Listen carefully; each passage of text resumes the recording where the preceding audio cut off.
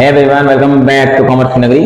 आज का हमारा टॉपिक है chapter solution of part fifth का question number 12। Most important question है क्योंकि हमारे पास इस क्वेश्चन के अंदर नई नई एडजस्टमेंट देखने को मिलेगी, इससे पहले जो हमने क्वेश्चन में नहीं की। तो चलिए स्टार्ट करते हैं। सबसे पहले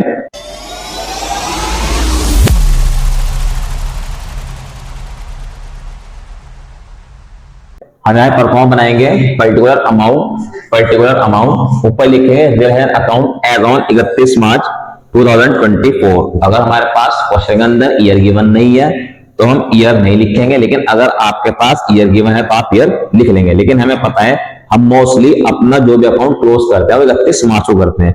तो क्वेश्चन कहता है 3 पार्ट में एबीसी वो अपना अकाउंट यानी डिसॉल्व करना चाहते हैं अपनी पार्ट में 31 मार्च 2024 को। तो सबसे पहले हम क्या करेंगे, हमें पता है कि जितने भी एसेट्स हैं वो ट्रांसफर करेंगे डेबिट साइड। लेकिन कौन सा एसेट या क्या चीज ट्रांसफर नहीं होगी?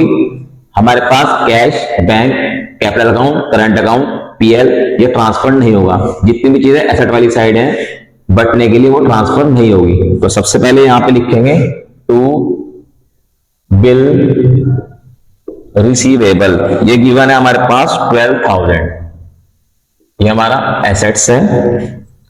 To stock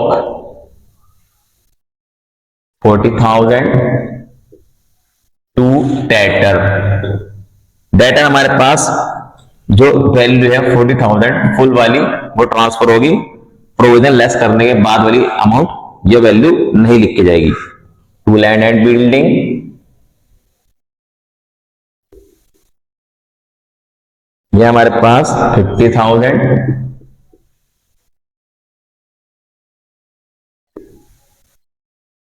to furniture 10,000, to typewriter 7,000, to investment 28,500, to accrued income 1,500। ये हमारे पास सारे से ट्रांसफर कर लिए और आपके आधा मार्क्स, हाफ मार्क्स मिल जाएगा। आपको हाफ मार्क्स पक्का हो गया आपका जितने भी आपने ऐसे ट्रांसफर करे। तो ये 6 मार्क्स का क्वेश्चन आएगा सीबीएसई बोर्ड के अंदर। उसके बाद सारी लाइब्रेरी ट्रांसफर करेंगे, लेकिन लाइब्रेरी को ट्रांसफर करने से पहले ट्रांसफर करेंगे बाय प्रोविजन और बैड डेब्ट, और प्रोविजन को ट्रांसफर करके आपको हाफ मार्क्स और मिल जाएगा। तो 1 मार्क्स मिल जाएगा यहां तक कि अगर आपने क्वेश्चन कर लिया। उसके बाद जितनी भी लायबिलिटी है by creditors 30,000, by Mrs A loan, A हमारा पार्टनर है उसकी मिसेस का लोन है 20,000, by outstanding salary 8,000, by IFF investment fluctuation fund 10,000। अब क्या ट्रांसफर नहीं होगा? All reserve, general reserve, contingency reserve, reserve, profit and loss, capital account and current account ये ट्रांसफर नहीं होंगे। तो आपने सारे एसेट ट्रांसफर कर दिए, प्रोविजन ट्रांसफर कर दिया, सारी लायबिलिटी ट्रांसफर कर दी, आपको 6 मार्क्स में से 1.5 मार्क्स मिल जाएगा क्योंकि 6 मार्क्स का क्वेश्चन आना है बोर्ड के अंदर। अब बार एडजस्टमेंट में पढ़ते हैं क्वेश्चन क्या कहता है। प्रॉफिट शेयर रेशियो है 3:1, पार्ट ने डिसाइड किया डिसॉल्व करेंगे फॉर्म, ये एसेट रियलाइज हो रहे हैं तो कहता है बीआर रियलाइज हुए 5% डिस्काउंट के साथ। तो कितने भी एसेट रियलाइज होंगे यहां लिखेंगे बाय बैंक हेडिंग और यहां उसकी अमाउंट लिखते चले आएंगे। तो बिल रिसीवेबल वो कह रहा है 5% के साथ रियलाइज हुआ। बिल रिसीवेबल हमारे पास 12,000 का 5% आएगा 600, तो 11,400 का रियलाइज हुआ बिल रिसीवेबल। वो कहता है डेट ओवर ऑल गुड, सारे डेटर गुड है। तो बैड कितने थे? बैड थे 4,000, तो ऑल डेटर गुड्स हैं तो डेटर की कीमत है हमारे पास 40,000, तो पूरा डेटर लिख देंगे 40,000। वो कहते हैं स्टॉक रियलाइज 32,000, कहां लिखेंगे स्टॉक 32,000। वो कहते हैं land and building realise 40,000 higher than the book value. तो लैंड एंड बिल्डिंग कितने हैं, 50,000 है, तो 50,000 वाली लैंड एंड बिल्डिंग 40% से ऊपर, 40% के प्रॉफिट पे, 40% higher than the book value पे रियलाइज हुई, तो 50,000 का 40% होगा हमारे पास 20,000। कहां लिखेंगे लैंड एंड बिल्डिंग 70,000। वो कहते हैं फर्नीचर सोल्ड करा 6,000 रुपए में ऑक्शन के थ्रू, ऑक्शन का मतलब नीलामी में, और ऑक्शनर कमीशन यानी जिसने नीलामी करी उसे 300 रुपए हमने पेड करे। तो हमारे पास कितना आया, हमारे पास आया, इसके दो तरीके हैं आपके पास, या तो फर्नीचर की वैल्यू 6,000 लिख लो, 300 यहाँ पे खर्चे में दिखा देंगे, या फिर माइनस करके लिख लो, किसी भी तरह लिख लो, आंसर दोनों तरीके सेम आएगा। तो 6,000 रुपए का फर्नीचर था, ऑक्शन में बेच दिया, 300 रुपए ऑक्शनर कमिश्नर को दिए हमने। अभी कहते हैं type writer but taken over by A, agreed value 5,000, कहां लिखेंगे बाय ए, ब्रैकेट में लिखेंगे टाइप राइटर्स, तो इन्हें टाइप राइटर टेक ओवर कर लिया 5,000 का।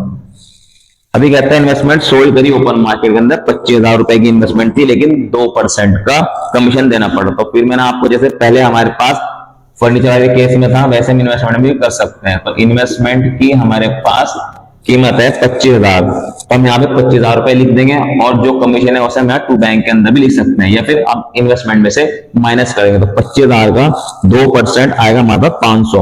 तो 25,000 वाली इन्वेस्टमेंट हमारे पास बिकी और 2% की हमें कमीशन देनी पड़ी, तो 25,000 में 2% माइनस कर देंगे तो आ जाएगा हमारे पास 24,500।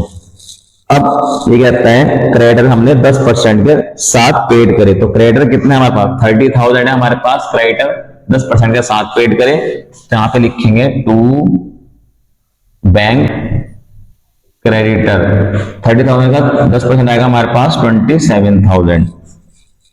ये कहता है all liability were paid eight their book value, जितनी भी लायबिलिटी है वो बुक वैल्यू पे पेड है, तो कितनी लायबिलिटी बची, मिसेस ए लोन बचा, आउटस्टैंडिंग सैलरी बची, सब पेड कर दो।